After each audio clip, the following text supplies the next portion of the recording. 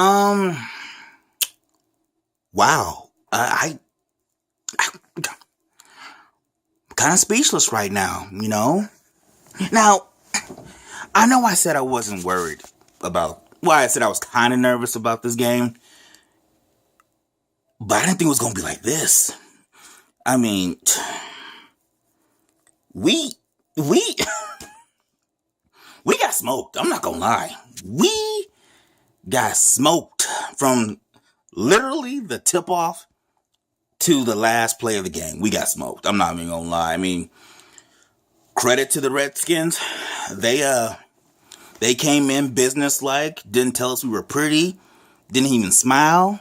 They just said, enjoy this ride, because we sure are.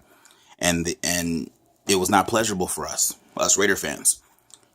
I mean, we couldn't even get you look pretty. No. That was a bang session. That was domination in the truest meaning of the word domination. Wow. And I'm shocked because at the very best or very least, I thought it was going to be a shootout. I really did. But man, oh man, kudos to... I know the defense did good for the Washington Redskins. I'm not going to take that away from them.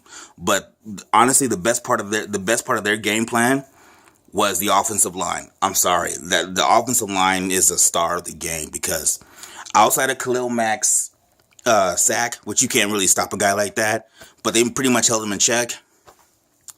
The offensive line gave Kirk Cousins 5 to 6 seconds to throw consistently. I mean, Kirk Cousins rarely ever got rushed.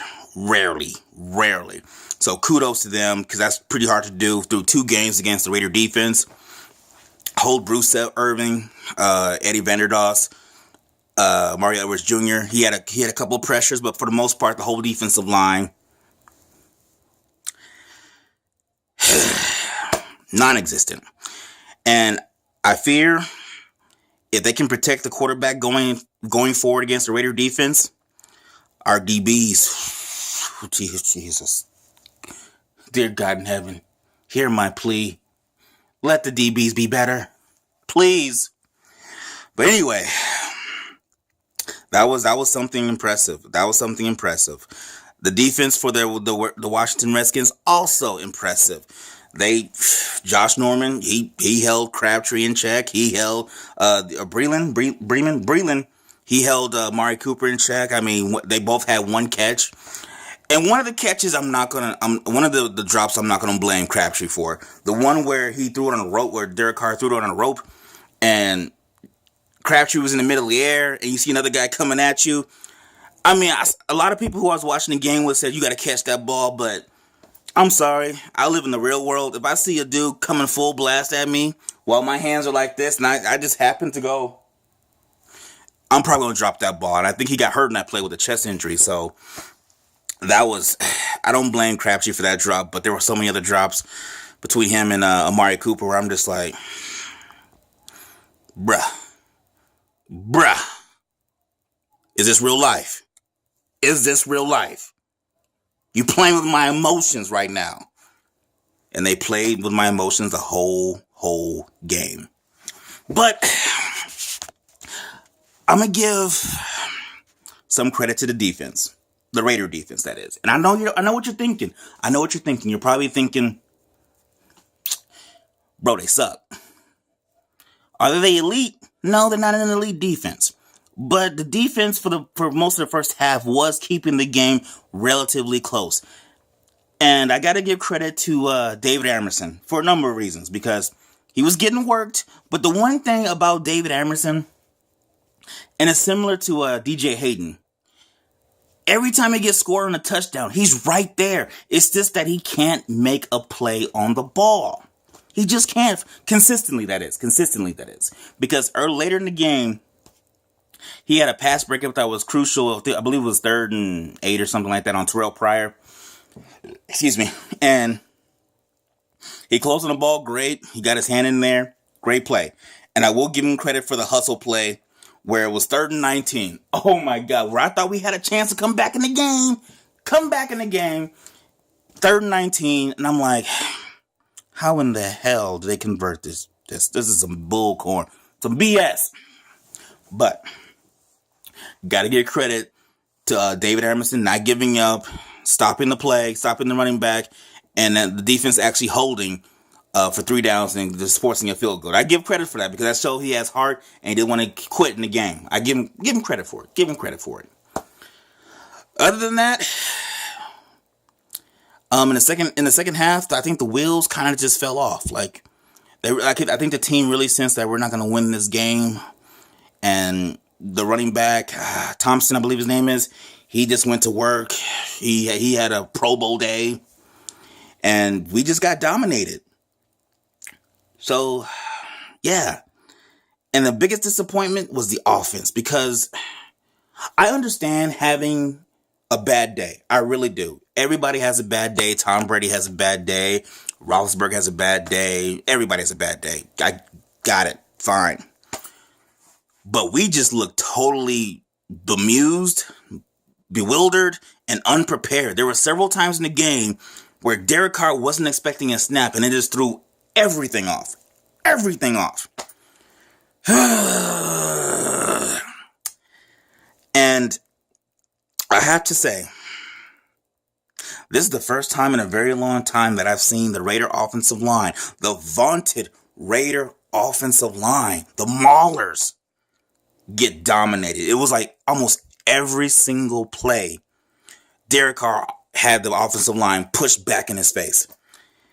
And I haven't seen that in a very long time. Very long time. And the sad thing is, they were doing that without blitzing consistently. It was basically a regular rush. So the offensive line, they didn't look prepared. Derek Carr had a couple of missed throws. The receivers definitely, I don't think they got off the plane. Maybe they had too much mumble sauce. I don't know.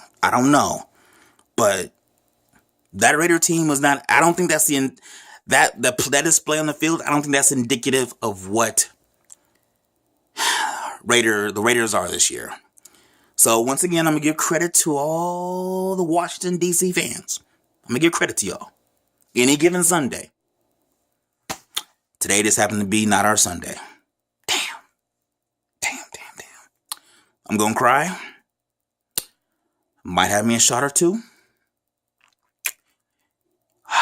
And I'll reevaluate. I'll look at the game again later this week and start prepping for Denver. But good thing is, we're 2-1. So, at least now we're 0-3 like the Chargers. So, okay. Fine. I'll take that. But, I will end the video on a great note. Marquette King is a beast. That man is a punter of the highest order. Because he is a weapon. And I'm not talking about the ones where they fumbled. I'm talking about every time we were pinned back, consistently, the punt returners were consistently going backpedaling, which is huge. He is a weapon. But then too, you gotta give credit to the fumble, especially when Cordell Patterson was right there, and I believe it was Jamie Crowder. I believe he was the one who fumbled it. That I thought that was a big turning point in the game. Turns out it was just a little stop leakage. But the special teams did a great job. Jamie Cowser had a good fumble recovery. Corey James had a great hit on the ball where he caused a fumble late in the game. So special teams is the only part of the team that deserves to look up on the plane ride home and say, "Hey, we did our job. Because they were really the all-stars of the game for the Raiders. That's all I got. Jamison Crowder, I told you I was fearful of him. I really was. Thompson, I honestly didn't think he was going to be that big of a factor. I mean, and Vernon Davis, he looked like Vernon Davis in the 49er uniform. He was putting on a show. We just got worked from top to bottom with the exception of special teams. And Giorgio Tavecchio had a good game, kicking. So, yeah. So I'm going to soak the rest of the night. Let me know what you think. I know you Washington Red friends want to flame me. I get it. Congratulations. You deserve it. Raider Nation, we can't win them all. But guess what I'm still going to say? Super Bowl, we're still on the mission, and we're still out here. I'm out.